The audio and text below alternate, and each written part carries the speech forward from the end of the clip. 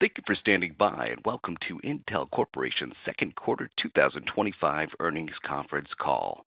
At this time, all participants are in listen-only mode. After the speaker's presentation, there will be a question-and-answer session. To ask a question during this session, you'll need to press star 11 on your telephone. If your question has been answered and you'd like to remove yourself from the queue, simply press star 11 again. As a reminder, today's program is being recorded. And now I'd like to introduce your host for today's program, Mr. John Pitzer, Vice President, Investor Relations. Please go ahead, sir. Thank you, Jonathan, and good afternoon to everyone joining us today. By now, you should have received a copy of the Q2 earnings release and earnings presentation, both of which are available on our investor website, intc.com. For those joining us online today, the earnings presentation is also available in our webcast window. I am joined today by our CEO, Lip-Bu Tan, and by our CFO, David Zinsner.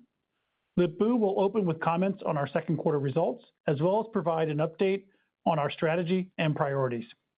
Dave will then discuss our overall financial results, including third quarter guidance, before we transition to answer your questions.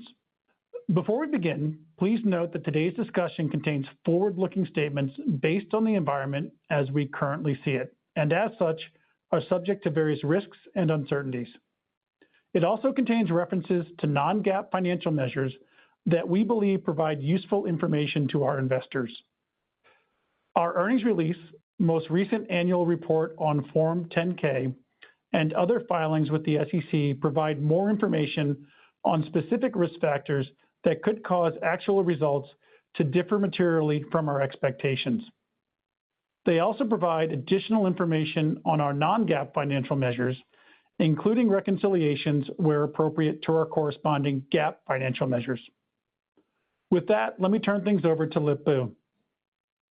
Thank you, John, and let me add my welcome.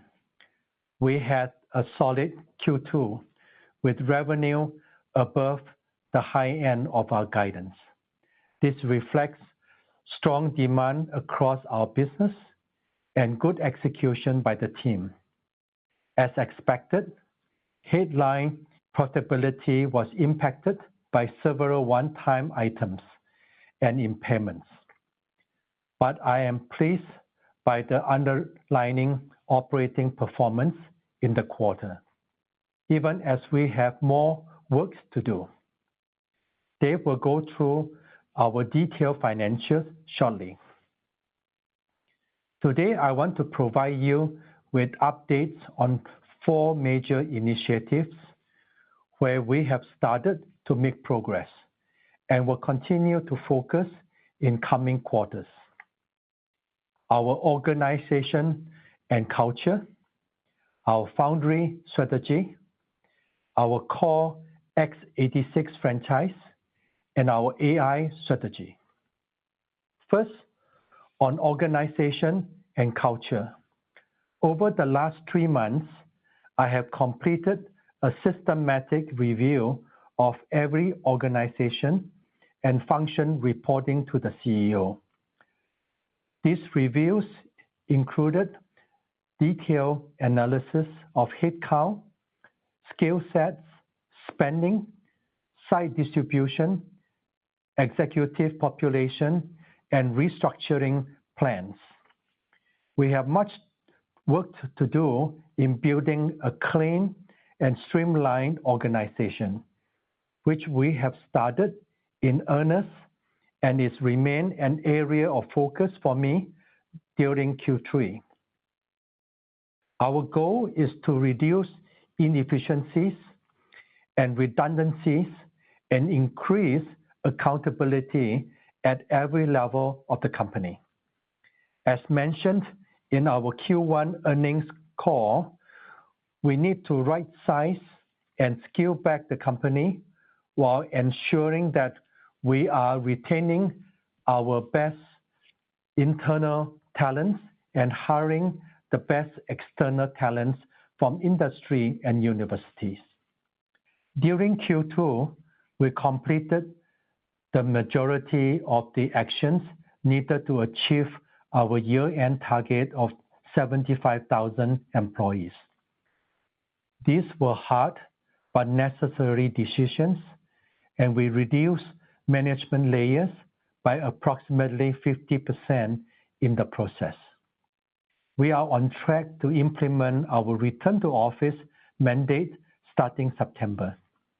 These actions are necessary not just to reduce our operating expenses, but to make the company more agile, collaborative, and vibrant, to simplify our business and improve our product and process execution.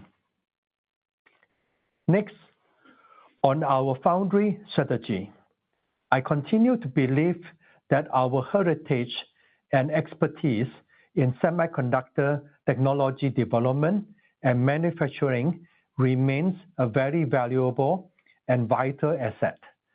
I also fully appreciate the strategic importance of the U.S. domicile semiconductor manufacturing. Transforming this unique asset into a robust foundry business requires us to take a systematic approach and act from the position of strength. The foundry business is a service business that relies on foundational principle of trust. We need to demonstrate to our customers that we can deliver wafers on time with high quality, reliability, and yield, that we can manufacture their products at scale. We need to have process and packaging technology that is not only competitive, but more importantly, is designed to meet the needs of our customers. In addition, we also need to develop a rich and diverse ecosystem of IP and EDA partners who will enable our customer to seamlessly design chips using our process. And finally, perhaps most importantly, we need to build capacity smartly and carefully on a schedule that meets the needs of our customers and supports the economics of our business. This approach is fundamentally different than the path we have been on for the last 4 years.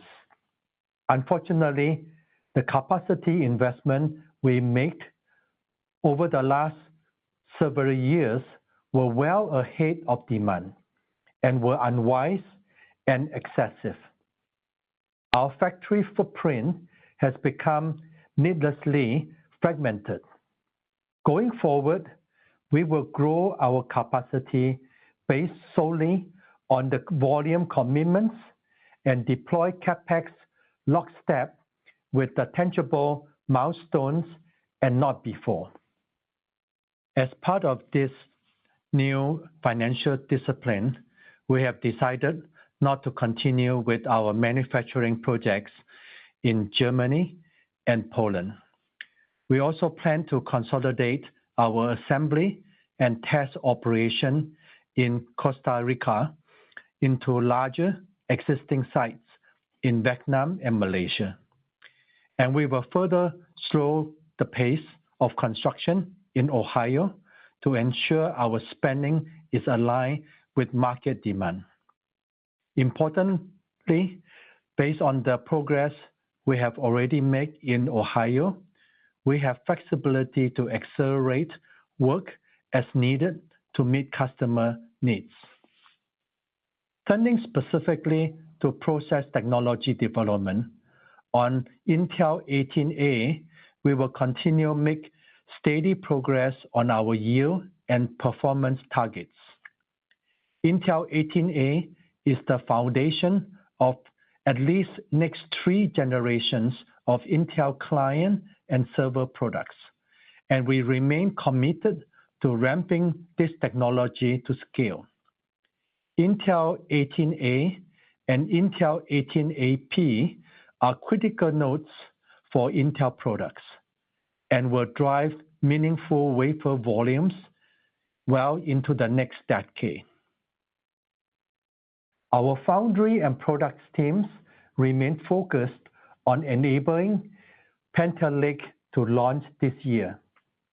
Once we get our own product ramping in high volume, we will be in better position to attract external customers to this technology. The Intel 18A family is also important as we continue to advance our work for the U.S. government within the Secure Enclave programs, as well as for other initial committed customers. On Intel 14A, the foundry technology team is continuing to focus on the basic building blocks, technology definitions, and transistor architecture, process flow, design enablement, PDKs, foundational IPs, and test chips to validate and improve performance and defect density. Designing 14A at its inception as a foundry node from the ground up better positions us to meet specific customer requirements and address a broadened segment of the market. This work is being driven and informed by direct input from large external customers and from our own internal products teams. A key aspect of prudently pursuing our foundry ambition is also making sure we maintain sensible optionality for our internal product teams. They will continue to work closely with both internal and external foundry partners. They will do their homework and make process and supplier decisions based on what is best for our end customers, against criteria of performance, cost, yield, and time to market. Our external foundry strategy has always been rooted in the economic reality of semiconductor manufacturing. Up to and through Intel 18A, we could generate a reasonable return on our investments with only Intel products. The increase in capital costs at Intel 14A make it clear that we need both Intel products and a meaningful external customer to drive acceptable returns on our deployed capital. And I will only invest when I'm confident those returns exist. I'm intimately familiar with the foundry and fabless ecosystem, having helped create it over the last 2 decades. I'm using that experience to put our Intel foundry on a more solid footing for the future. I will do so while being prudent with our capital and ensure we can deliver attractive returns on the investment we make. I do not subscribe to the belief that if you build it, they will come. Under my leadership, we will build what customers need, when they need it, and earn their trust through consistent execution. Next, onto our core x86 franchise. In client, our top priority is delivering our first Panther Lake SKU by year end, followed by additional SKUs in the first half of 2026. The successful launch of the Panther Lake will solidify our strong share in the notebook market across consumer and enterprise. We still have gaps to close in the high-end desktop market, but I'm encouraged by our unmatched go-to-market reach, our x86 ecosystem, and the progress we are making on Nova Lake, due out at the end of 2026. In traditional servers, we continue to have solid position in AI host nodes and storage, where our single-threaded performance has been optimized for those workloads. Granite Rapids is ramping as planned, and we continue to see good demand for our more established server products. But sustainable share improvement in this market will take time. Specifically, we need to improve in broader hyperscale workloads where performance per watt is key differentiator. I have also taken steps to correct past mistakes regarding multi-threading capabilities on our P cores. I'm also making progress on bringing in new leadership in our data center business and look forward to being able to announce these changes next quarter. Longer term, my directive to our silicon and platform teams is to define products with clean and simple architecture, better cost structure to simplify our SKU stack, all while enable a path to robust product margin. I'm also instituting a policy where every major chip design needs to be personally reviewed and approved by me before tape out. I have already begun this process. This discipline will improve our execution speed and move us towards a first-time right mindset while also saving development costs. Finally, turning to AI, in the past, we approached AI with a traditional silicon and training-centric mindset without a cohesive silicon systems software stack and strategy.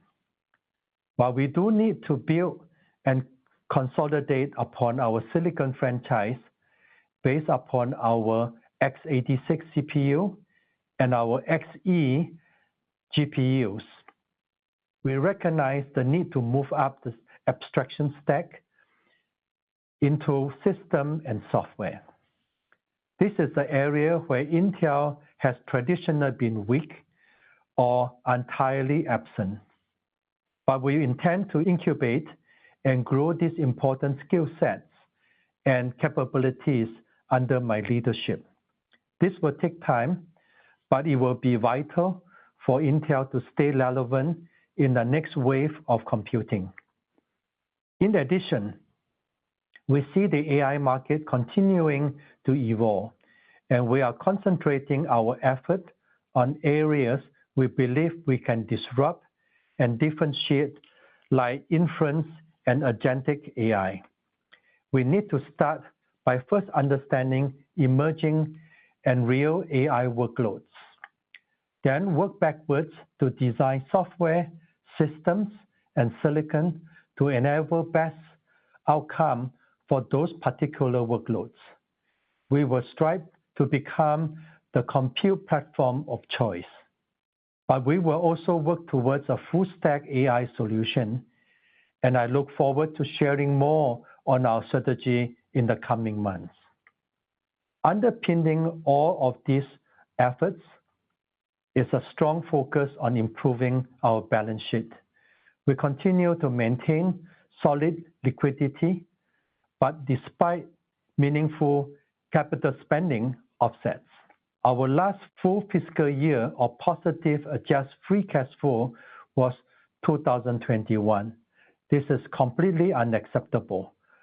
How we allocate our owners' capital and the return we generate for them are of paramount importance to me.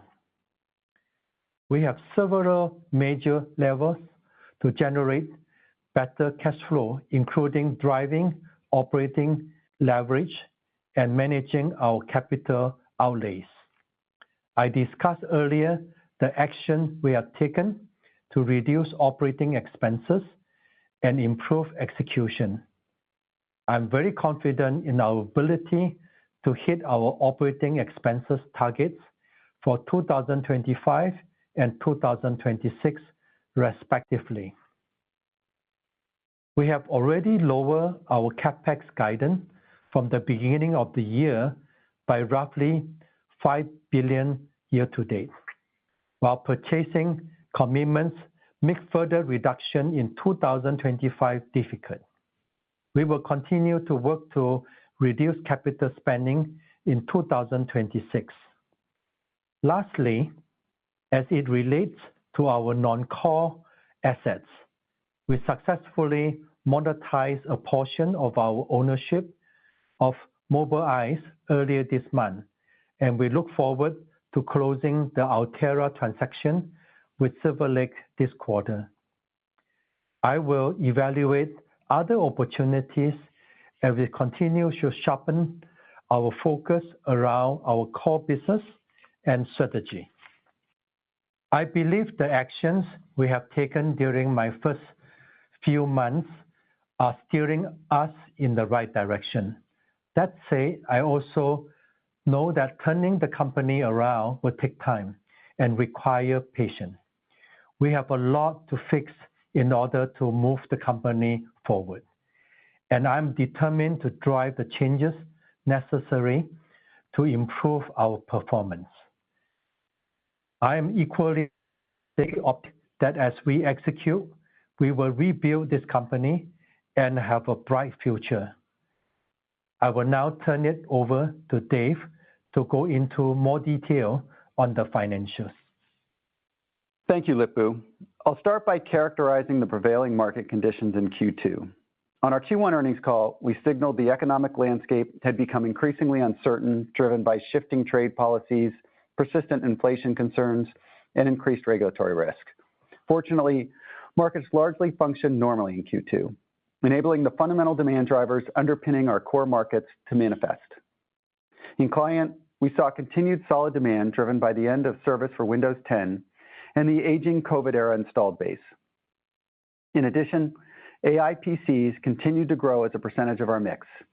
On the traditional server side, we saw hyperscalers and enterprises continue to refresh their CPU installed base to take advantage of our newer products with better performance within a lower power envelope. Both dynamics underscore the durable demand within our two largest markets and the enduring strength of the x86 ecosystem. Second quarter revenue was $12.9 billion, coming in above the high end of our guidance range, driven by strength across client and data center.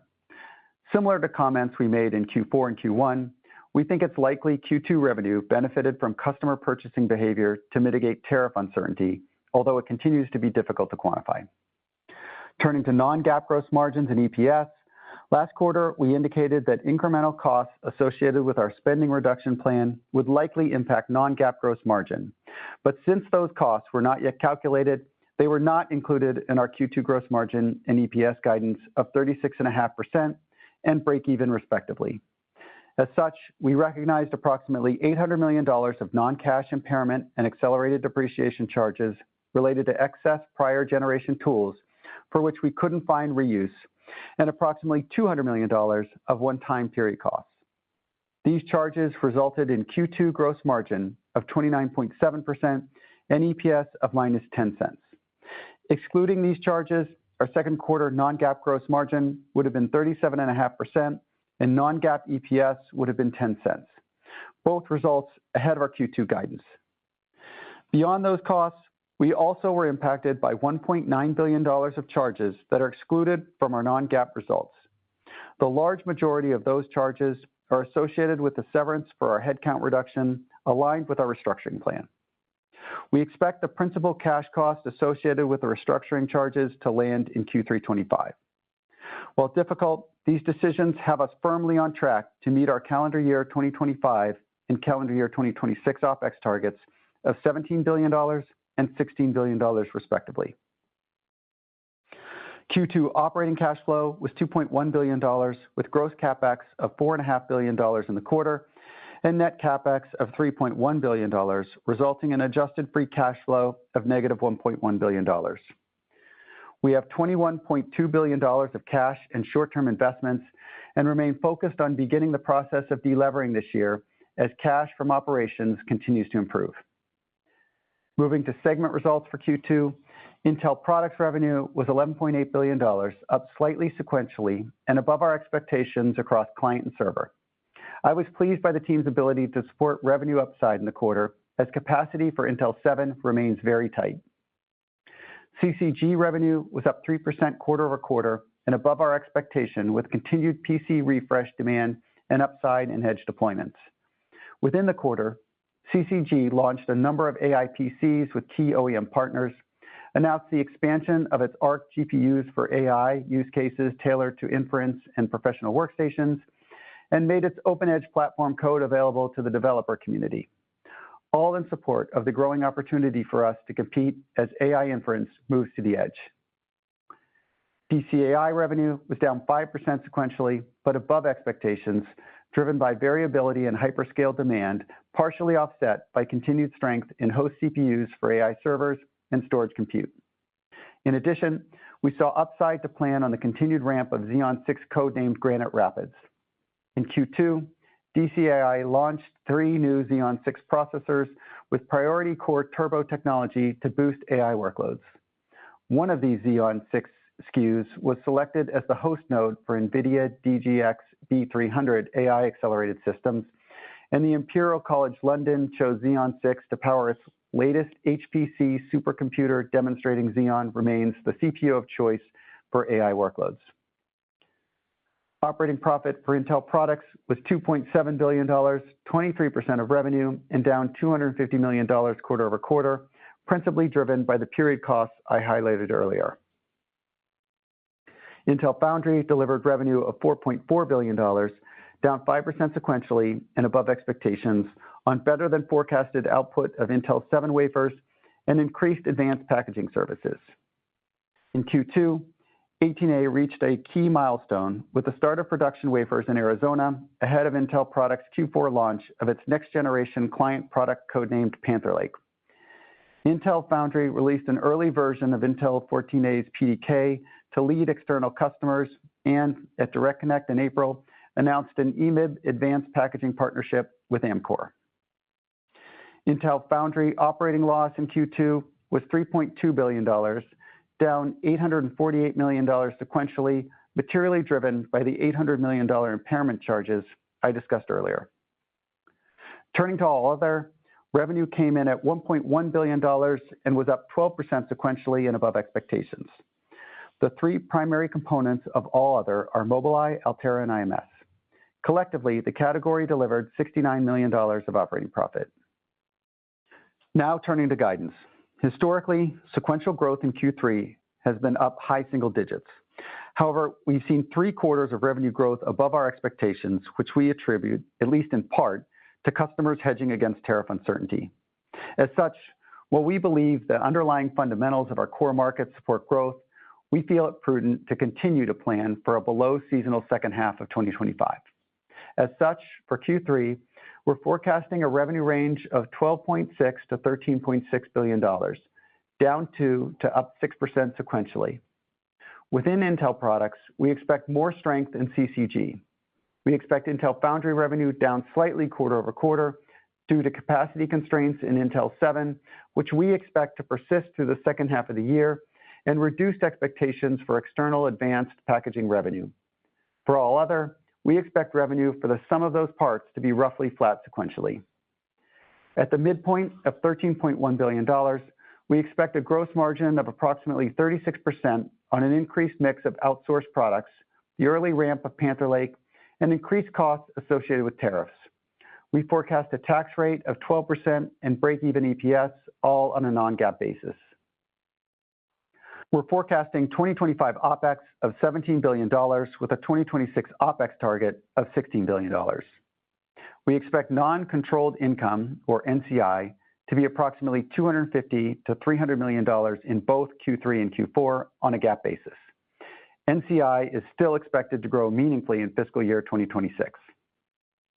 In Q2, we took tangible steps to increase focus on our core business while leveraging non-core assets to shore up the balance sheet. We raised approximately $900 million through the Mobileye offering, and we are on track to complete the stake sale of Altera in Q3. Our guidance includes Altera for the full quarter, but we will deconsolidate at deal close.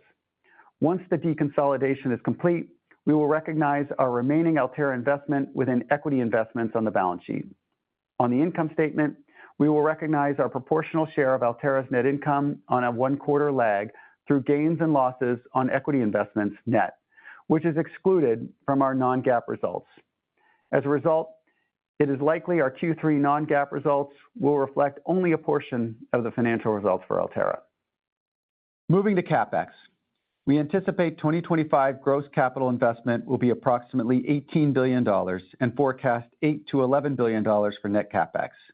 Better utilization of our construction in progress will allow us to deploy more overall CapEx in 2025 than in 2024, and we expect the improved utilization to continue in 2026, resulting in lower gross and net CapEx next year.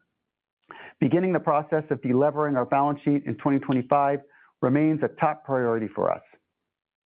I'll wrap up by saying Q2 operationally was the third consecutive solid quarter, reflecting our commitment to maintain a high say-do ratio, closely manage what's in our control, and react quickly as the environment evolves. I have confidence that the strategic priorities we've established are the right ones, and I'm optimistic about our ability to execute on them while acknowledging there are no quick fixes. With that, I'll turn over to John to start the Q&A. Thank you, Dave. We will now transition to the Q&A portion of our call. As a reminder, we ask each of you to ask one question and a brief follow-up question where applicable. With that, Jonathan, can we take the first question, please? Certainly. And our first question for today comes from the line of Ross Seymour from Deutsche Bank. Your question, please.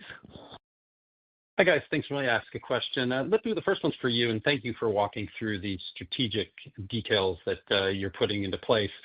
It seems like fixing the foundry side is based on trust, as you said before, and that trust seems to have its origin in fixing the x86 side of the business. So I guess my question is, how fast can you fix that? I know you are having to sign off on every tape out, but is the trust that 18A can ramp dependent upon Nova Lake and Diamond Rapids? Are we talking 2027, 28?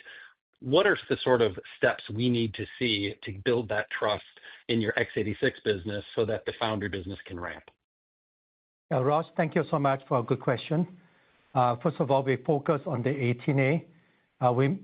So far, the last 2 months, I have twice a week review with the team, and we make steady progress on our technology towards the yield, performance target, and reliability. So I think, as you mentioned, 18A is a foundation for at least 3 generations of our Intel client and server business products, and we are committed to ramp that. And so far, give me the confidence is we are engaging with external ecosystem partners to help us to look at the yield and how can we improve. And that in the past, we didn't engage that. So I really see that the feedback from the partners that, hey, the culture, the intensity for our team is really focused on the yield performance, and that really like the attitude on that. So far, I think give me a lot of confidence that we can launch our Panther Lake SKU by the end of the year. And also, I think the external customer include the secure enclave with the U.S. government. And then with the sufficient internal volume, and then show the good progress, then we can have a better attraction to our external customer. So I think this is a process to kind of build the trust with the customer. They can count on us on the reliability, the yield, and we can deliver on time, on scale to really supporting them. And then they're going to just put the resources on their revenue based on our foundry. So there's a lot of responsibility for us to deliver with high quality. That's something that I feel very committed, and we like what I see. It gives me a lot of more confidence. Ross, do you have a follow-up question, please? Yeah, I do. One potentially a little nearer term for Dave on the gross margin side. You mentioned that the gross margin was guided down a bit sequentially for a couple different reasons. Can you dive a little more deeply into those? And perhaps more importantly, just what do you see as the tailwinds and headwinds to gross margin as we look, say, into next year? I know you're not going to guide it specifically, but just some of the puts and takes would be great. Thank you. Yeah. Okay. Thanks, Ross. Let's just delve into the gross margins for the third quarter. I'd say the predominant driver of the lower gross margins in the third quarter is Lunar Lake. We expect a pretty significant ramp in Lunar Lake in the third quarter. And, I've made this comment, I think, multiple times on calls, but it's got the memory in the package. And so, we kind of pass it on at the same cost we bought it. And that really has a negative impact on the way the gross margins look, optically. And so as we mix higher to Lunar Lake, that's obviously going to be a headwind to us in terms of gross margins, as expected, but perhaps having a little bit more of a significant transition from 2Q to 3Q. We thought we'd have probably more volume in 2Q. The second big driver of gross margins is the ramp that Lip-Bu just talked about of Panther Lake. Obviously, we're in the early stages of the maturity of Panther Lake, so the cost per wafer is going to be higher, and so that is going to drive some headwinds. Obviously, as Lip-Bu said, yields improve, more importantly, volumes increase. That reduces the cost, and so that will transition to a tailwind ultimately.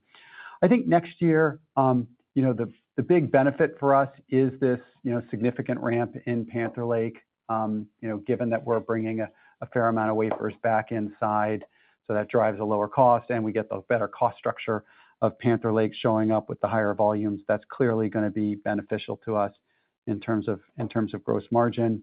That said, a lot of this will be determined on mix, and we'll have to see how things play out through next year in terms of the mix. The last thing I'd say, and maybe this is even a little bit more longer term than you asked the question, Ross, is the way we think about foundry. As we ramp more leading edge nodes, that is going to be a benefit to us in terms of gross margins. We think foundry gross margins will expand next year, and that will be a continuing story out for several years. The other side of things is the product side, and I think there are three levers to products. One is pricing, and as Lip-Bu said, he's really focused on bringing out products that customers really value, and as that becomes a reality, it'll show up in the pricing that will help us on gross margins. The second is the cost structure, and Lip-Bu's also really focusing on cleaner designs, simpler designs, driving more efficient use of silicon and so forth. And so, as we get better cost structure as well over time, and there are products on the roadmap that already have it, even as POR, we'll see improvement in gross margins. And then in the near term, while all this is going on, I'm looking at all the other extraneous things that drive cost of sales, how many samples we do, how we run the fabs and so forth, and driving improvements there to position us for better gross margins. Ross, thanks for the question. Jonathan, can we have the next question, please? Certainly. And our next question comes from the line of Timothy Arcuri from UBS. Your question, please. Thanks a lot. Lip-Bu, I wanted to ask about the foundry strategy. You did add a bunch of risk factors and language on 14A that kind of seems to leave the door open to kind of walking away from its development. And I know you did talk about some of that, but if I'm an outside customer and I'm looking at your roadmap and I see this, hedging on 14A, why would I engage? I guess, how do you sort of marry the hedging on 14A development with trying to build an external foundry business? I guess, I kind of read it as maybe a hard pivot away from foundry and doing what's right for the product business, but can you sort of talk about that? Yeah, very good question. So I think on the 14A, first of all, I think the team is laser focused on building up the basic building blocks, technology, definition, transistor architecture, process flow, design enablement, PDK, and foundation IP, and the test chip to verify and improve the performance and the defect density. Saying that, clearly, we learned quite a lot on the mistake we make on the 18A, and now we apply into the 14A, so I think we learned a lot.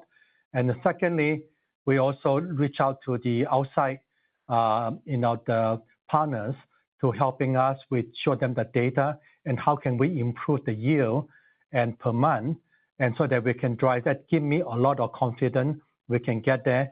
But even more important, we're engaging with customers that are going to enable us, and then with clear milestone to execute in terms of process development and with PDK, with all the different IP that we need to really put it together.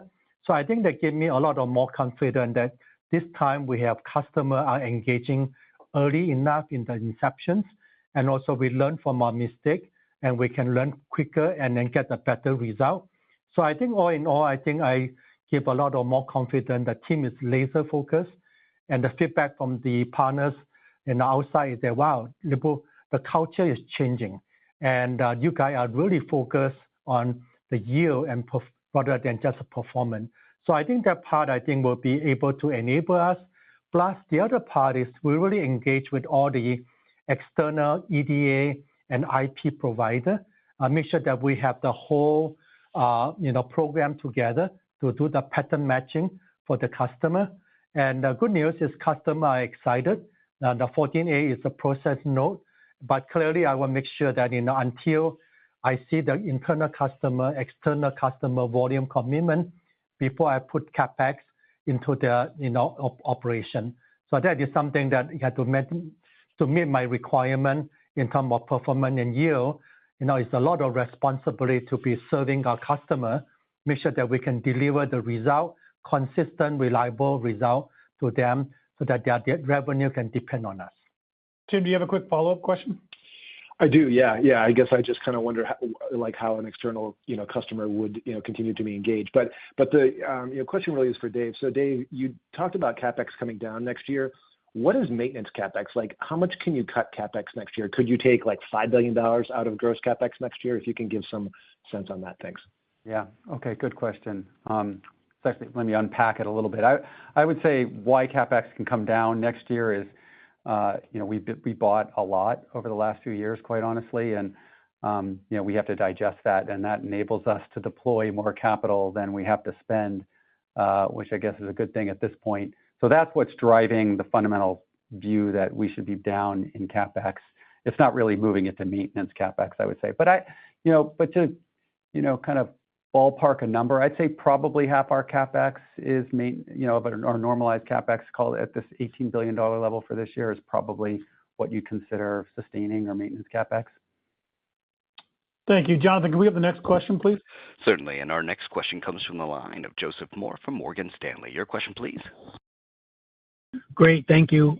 You mentioned again the Intel 7 being in short supply through the end of the calendar year. Can you talk about, what's driving that? Are you going to be able to drive more volume to the Intel 4 products? And, what do you have to add wafer starts in Intel 7? I'm just kind of curious what's going on with that. Yeah. I mean, Raptor Lake is doing really well. I mean, that's the biggest driver of it.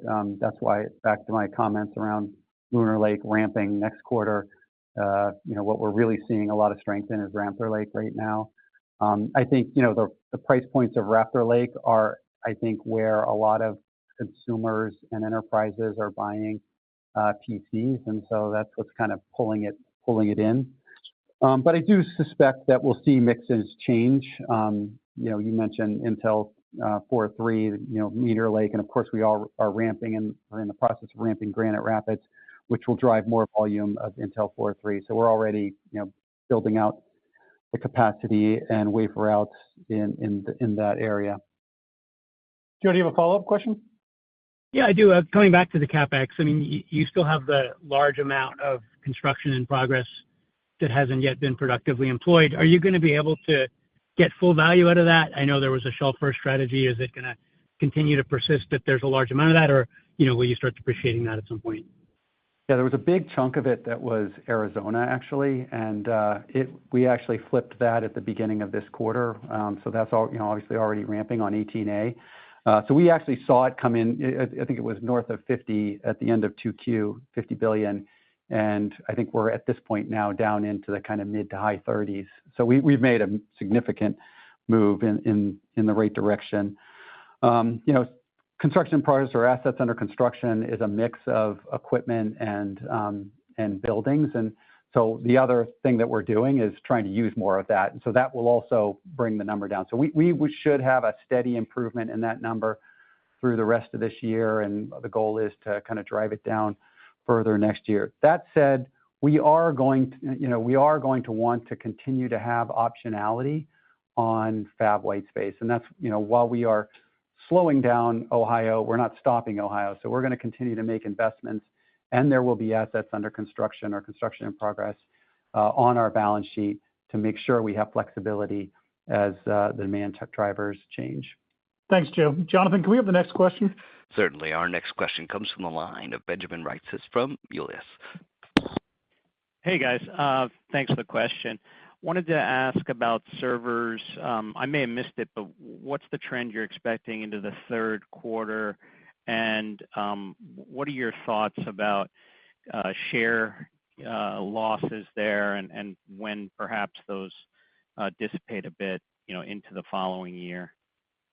Let me take. Oh, okay, so I'll take. We're not giving out the guidance by business unit. We're roughly up a little bit. We'll have to see how things play out between servers and CPUs. As far as share goes, obviously, we're not where we want to be in terms of a competitive portfolio, and that's what Lip-Bu is really focused on improving. That said, Granite Rapids is a better part. Diamond Rapids, the next part, will be a better part. So we think we continually improve our relative competitive position, but to really be where we want to be still takes some work. And so, I think the great thing about it is we actually have held share relatively well, despite, our position in the market in terms of performance.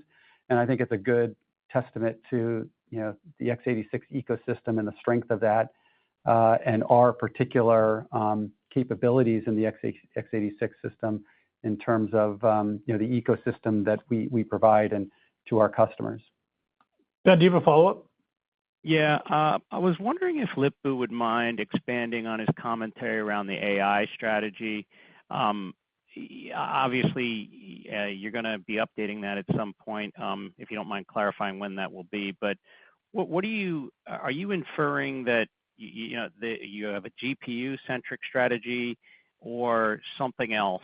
And how should we be thinking about how you're going to attack that market? Thanks. Yeah, very good question. So I think we're going to unfold our AI strategy in the months to come. But let me just share with you, I think we're going to look at it from where are we going to target and focus. And, first of all, is the inference side and also the agentic AI. And that is really taking off. And we want to provide that interception on that. And then we're going to take a different approach. We're going to look at the whole system, software to the silicon, and then drive the performance. And then the agentic AI is very important, is the accuracy and speed. So I think with all this AI, compute is going to be even more intensive. But the workload is a little bit different. So we want to look at how can we intercept using our franchise of x86, and then with the accelerator, and then somehow drive that whole, become the compute platform of the future. And so those are the things that were in the drawing board. We are working on it, and then we will share with you when we are ready. And so far, the engagement with customers, they love what we are. And basically, we have to put the team, and we're delighted we add on a few team members come on board. And also, we're going to focus on adding more software talents. So in a way that we can really drive some of this opportunity and be a player in this opportunity. Thanks for the question. Jonathan, can we have the next question, please? Certainly. Our next question comes from the line of William Stein from Truist Securities. Your question, please. Great. Thank you for taking my question. Lip-Bu, I'd also like to lean into this AI topic a little bit because I think you might not have used the words full stack, but that's certainly what it sounds like. And so when I think about the opportunity that Intel has, I guess I've thought of it as, do you want to be sort of like NVIDIA, but NVIDIA already has a very established position. You have cloud service providers doing ASICs, and you have AMD trying to do the same thing. So it sounds almost like you're aiming to be the third or arguably the fourth supplier in a market where, there's really only two successful and so far NVIDIA and some of its customers. And I wonder to what degree you have considered or are still considering another approach like doing ASICs to establish a better position in this market. I hope that question makes sense, but any clarification and education you could provide us would help a lot, I think. Thank you. Yeah, very good question. Thank you. And then first of all, I think you are correct. What I described about the system software is a full stack solution we try to provide. And then clearly we are behind, and we had tried to find the area that we can really wedge in and then drive a different solution and service. And I think meanwhile, I want to play into our strength in the 86 so that we can really play in that whole orchestrating what is the workload and then how do we optimize that. And then the other part is also important, look at some of the new architecture. And that's why I'm embracing some of the startup and some of the incubating idea so that we can bring that in. Back to your another question that you have is the ASIC. So we are also very open working with the system company, providing the AI platform that it can be a purpose-built and then so that really drive their performance. So absolutely, we're going to drive that opportunity. Will, do you have a follow-up question? Yeah, I'd like to maybe just ask about the write-downs in the quarter. It sounds like that was equipment, but I wonder if there was any inventory in that as well, and maybe any clarification on what you're writing down to the degree you think it would help us. Thank you. Okay, yeah. We did have inventory write-downs, but we weren't isolating that. That's just part of the normal cost of sales roll-up. This particular write-down that we're isolating mostly was around impairments of equipment. And then there was another $200 million that was a kind of an adjustment in terms of how we take some certain extraneous costs originally through inventory and now moving it more to a period cost. The equipment, it was kind of a bunch of different things, but I would say, I'll give you one of the bigger ones that was an example.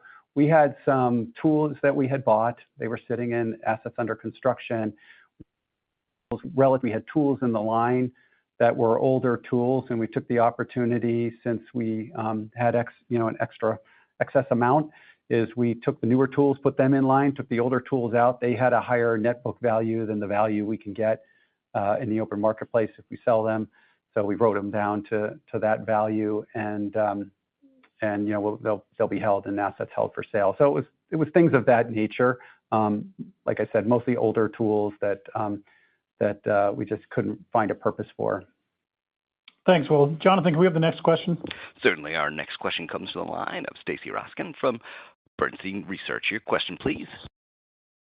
Hi, guys. Thanks for taking my questions. For the first one, I wanted to touch on 18A and 14A. So you said 18A would be supplying the next 3 generations of Intel products. So I guess that's 2026, 27, and 28. So I guess that would suggest 14A, if it comes out, would be 2029 at the earliest. I guess, number one, is that timing correct? And then, just within that, given the plans, at least the contingency plans to maybe not do 14A, I mean, I guess that suggests that if 14A dies, does the foundry strategy die with it? And can you run a sustainable business just on internal volume with 18A and increasing outsource if 14A doesn't do what it needs to do?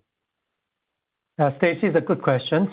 So first of all, I think as I mentioned earlier, 18A is important to us for the 3 generation of internal product.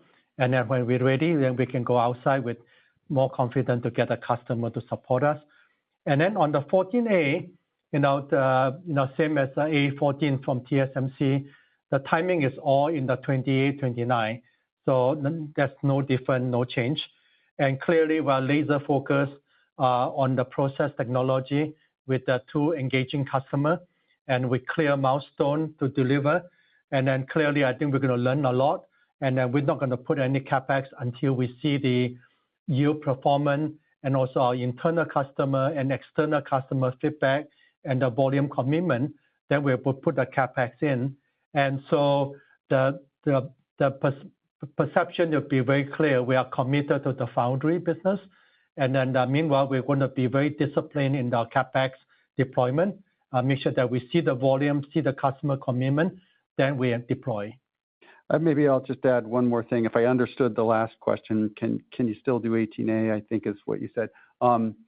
We actually won't get to peak volumes on 18A until probably the beginning of the next decade. So this is going to be a node that we use for a very long time, and we're expecting a really good ROI on it. We largely are calculating that based on the internal uses for it, given that most of that is coming internally in the near term.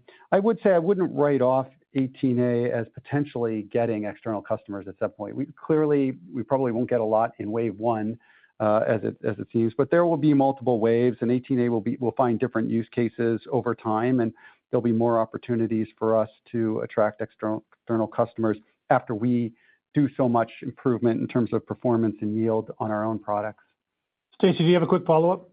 I do, thanks. I want to ask about the CapEx. So you talked about sustaining CapEx at like 50% of the current level, which would be like $9 billion, I guess. Mm-hmm. Should I be thinking about that as a plausible scenario for next year? I mean, if I take the current like run rate for this year, like the gross CapEx in the first half and $18 billion for the year, it suggests like a quarterly run rate of, I don't know, $3.6 billion, be something like $14.5 billion for the year. I guess I'm trying to figure out like what's a plausible number for where you might land next year, given what you see. Is $9 billion actually on the table, or is it closer to 14, or like what do you guys actually have in mind? Yeah, fair question, Stacey. I was given like a ballpark, what would be just, we weren't like moving forward with something, but clearly we're going to need, our assets under construction will not be enough to support all our CapEx investments, even with maintenance CapEx next year. So, we haven't quite figured out exactly yet what the plan will look like for next year. We don't lock in our CapEx until early in the year. So that would be, call it sometime in the January timeframe of 26 that will lock in 26's CapEx. But I think it's meaningfully higher than $9 billion, but certainly we think it's going to be less than 18. Thanks, Stacy. Jonathan, can we have the next question, please? Certainly. Our next question comes to the line of Vivek Arya from Bank of America Securities. Your question, please. Thanks. For my first question, I wanted to discuss competition in the server CPU market. I see in your 10Q you mentioned server ASPs are down 8% from last year because of a competitive environment. I thought that rising cores would mean greater ASPs, so just if you could address that. But then kind of more medium to longer term, Lip-Bu, how impactful is competition from ARM, who is claiming to take over half the server market? Yeah, good question. So I think let me just look at the server market. Clearly, we still have about 55% market shares, and clearly we have some mistake we make on the high-end performing server area. And one thing is this called synchronized multi-threading, and I think used to be Intel strength. But somehow we overlook it. And then now we are double down, make sure that we will have that performance gap we can narrow. And then meanwhile, we're also engaging with some of the big hyperscale and also high-end enterprise. We learn what are the workload they require, and we laser focus on getting the product roadmap clear and simplify and make it easier to work with us. And so I think we take all the steps, we listen to customer. One thing that I think we change, we listen to customer very closely and then engaging with them early in the product development and definition stage, and they love it. And so I think we have a chance to regain back and then with the new products so that we can really drive the success here. Vivek, do you have a quick follow-up? Yes, thank you. Maybe one for Dave on gross margins. So Dave, let's say if your sales grow mid-single digit next year, hypothetically, what will gross margins do when you look at all the puts and takes around the mix of 18A and what you need to outsource? So I know you're not giving specific outlook, but let's say your top line grows. Is there a simple formula to look at the gross margins versus the 36% level that you're at right now? Thank you. Obviously, the devil's in the details on this, but I think a good rule of thumb is that we get somewhere in the 40 to 60% fall through next year. Hopefully closer to the higher end of that if things work out in our favor. Thank you. Jonathan, we have time for one last question, please. Certainly. And our final question for today comes from the line of Aaron Rakers from Wells Fargo. Your question, please. Yeah, thanks for taking a question. I want to go back to the server discussion as well. I know in the past you guys have talked about the progression of 18A and Clearwater Forest, which I can appreciate the lower volume SKU. But I'm curious, as you think about stabilizing your market share and maybe being able to recapture share, do you think that that's a function of Diamond Rapids? And if so, can we at all think about the timing of Diamond Rapids as 2026, second half of 26? Any clarity on that would be helpful. Yeah, I think it's a good question. I think clearly we are looking at review our roadmap, and then you mentioned about Clearwater Forest, then the Diamond Rapids, and clearly I think the time frame and it's a plus and minus 6 months, and I think overall I think we are pretty much focused on that. And the next generation will be Coral Rapids, and clearly we're going to be review the whole coral market, and that will be under 28, 29, and we make sure that we have a robust products to come out. So I think it's going to be fine-tune and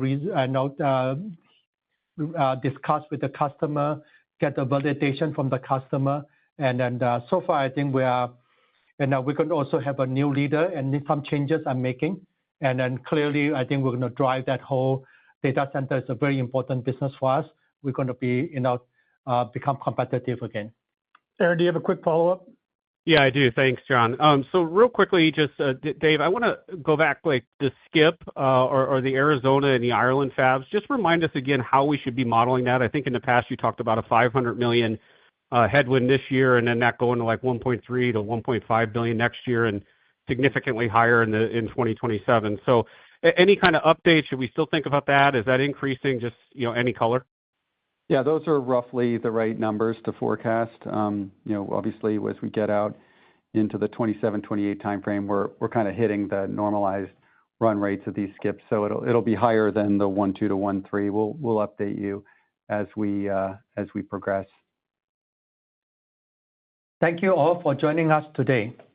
I must say I have been pleased with the teams and the progress we have made transitioning to a financially disciplined foundry, resetting how we engage with our customer and our partners, and simplify our operations. I look forward to discuss our continued progress with you next quarter. Thank you. Thank you, ladies and gentlemen, for your participation in today's conference. This does conclude the program. You may now disconnect. Good day.